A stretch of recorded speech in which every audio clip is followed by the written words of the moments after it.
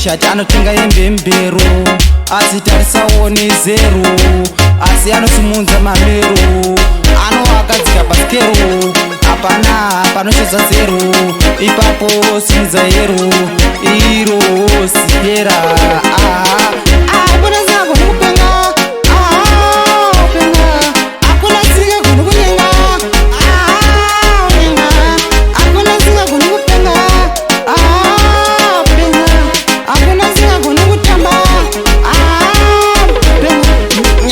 Chalafu anopenga, nyangwe kinshati anopenga, nyangwe vanchoka inga anopenga, nyangwe kila maya anopenga, nyangwe pedzo inga anopenga, anopenga, nyangwe mahachi ndizo swahari aninga anopenga tsapani, akuna singa kunopenga, upenga, akuna singa kuni kunyenga, unyenga, akuna singa kuni kupenga.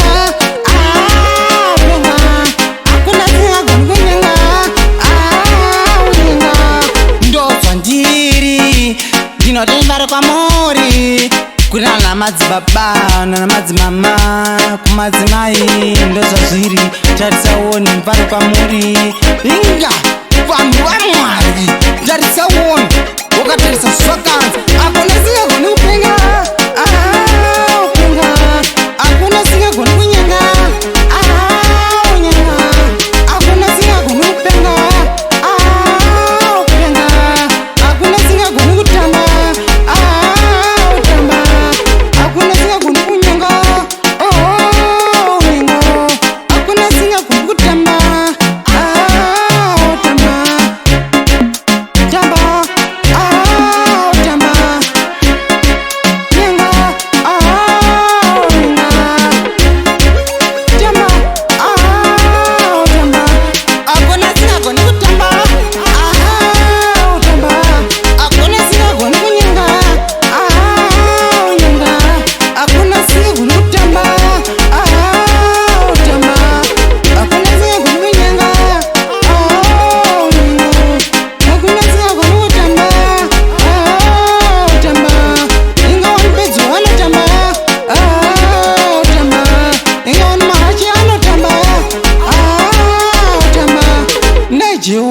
tamba tamba